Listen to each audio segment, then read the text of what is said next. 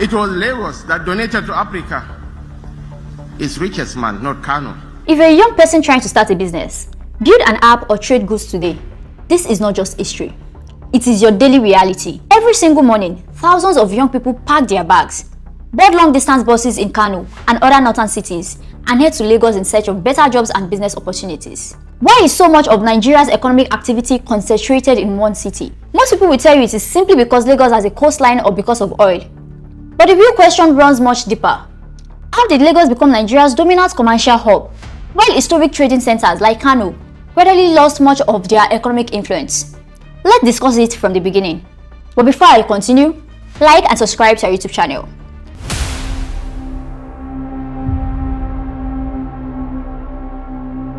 But today, Lagos State is the 5th largest economy in Africa. If you look at Nigeria's economy today, something stands out. Lagos, despite occupying a relatively small land area, generates far more internally generated revenue than any other state. Meanwhile, Kano remains one of Nigeria's largest cities, home to millions of people, centuries-old trading networks, and some of West Africa's biggest markets. To understand why the economic balance shifted, you have to look at how global trade changed. For hundreds of years, Kano was one of the wealthiest commercial centers in West Africa. If you wanted quality leather goods, textiles, dyed fabrics, or agricultural products, Kano was one of the places to trade. Its prosperity came largely from its position along the Trans-Saharan trade route, where camel caravans connected West Africa with North Africa. But as global commerce evolved, international trade increasingly shifted from overland caravan routes to maritime shipping. When the British expanded colonial administration along Nigeria's coast, they invested heavily in ports, particularly Lagos, because Sea Transport Act became the backbone of international trade.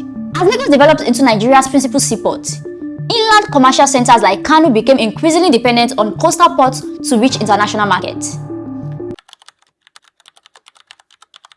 This economic shift became even more pronounced with the construction of the railway connecting Lagos and Kano during the colonial era. The railway made it easier to move agricultural products such as groundnuts, cotton, and hides from northern Nigeria to the port for export. Prominent businessmen like Alhassan Datata expanded their trading empires by taking advantage of these new transport links, while northern farmers supplied large quantities of produce to international markets. However, the colonial economy focused primarily on exporting raw materials rather than developing large-scale industry within Nigeria. Much of the shipping, export administration, finance, and corporate activity became concentrated around Lagos, reinforcing its growing role as the country's commercial center. Just as agriculture began losing its position as Nigeria's biggest export sector, another resource transformed the country's economy forever. The discovery and expansion of crude oil production shifted Nigeria's economic focus from agricultural exports to petroleum. Oil gradually became the country's largest source of foreign exchange, fundamentally changing investment patterns. Although oil is produced mainly in the Niger Delta, Lagos remained the country's commercial headquarters. Many multinational oil companies, commercial banks, insurance firms, and major corporations established their headquarters there because of its existing financial infrastructure, ports, and business ecosystem. As investment continued flowing into Lagos, the city strengthened its position as Nigeria's leading financial and commercial center. Many people assumed this concentration of economic power would change when Nigeria moved its capital. In 1991, the federal government officially relocated the nation's capital from Lagos to Abuja. One of the goals was to create a more centrally located administrative capital and reduce pressure on Lagos. While government ministries and federal agencies relocated, most private businesses remained where they had spent decades building infrastructure, customer networks, and financial institutions. The country's busiest port stayed in Lagos. Major banks maintained their headquarters there. The Nigerian Stock Exchange remained in Lagos for decades before later restructuring into the Nigerian Exchange Group. Corporate headquarters also stayed largely on the coast. The relocation demonstrated an important economic reality. Governments can relocate administrative institutions, but commercial ecosystems are much harder to move. This brings us directly to today's reality. Over several decades, Lagos has built an economy that extends far beyond shipping and oil. It has become Africa's leading startup ecosystem, one of the continent's biggest financial centers, and the home of much of Nigeria's entertainment industry.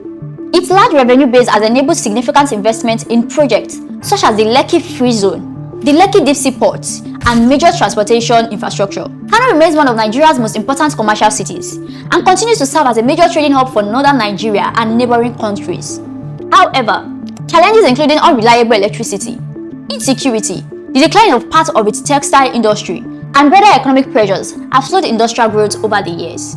These differences have contributed to continued migration, as many young Nigerians leave northern cities in search of wider opportunities in Lagos and other major urban centers. In conclusion, the point is not that Lagos became wealthy by accident, or that Kano simply failed. Geography, colonial infrastructure, government policies, global trade patterns, and decades of private investment all combined to shape the Nigeria we know today. The railway built more than a century ago, the rise of maritime trade, and later the oil economy all helped strengthen Lagos' position as Nigeria's commercial capital. But history does not have to determine the future forever. With greater investment in manufacturing, reliable electricity, inland dry ports, transportation networks, and opportunities created by the African Continental Free Trade Area (AfCFTA), cities like Kano have the potential to strengthen their economies once again. So what do you think? Can Kano and other inland commercial centers break this century-old concentration of economic power by expanding trade, manufacturing, and regional commerce? Or will Lagos remain Nigeria's dominant economic hub for generations to come? Do you believe the continued migration of young people toward Lagos is sustainable for Nigeria's long-term development? If you're a young person trying to start a business, build an app, or trade goods today, this is not just history. It is your daily reality. Every single morning, thousands of young people pack their bags,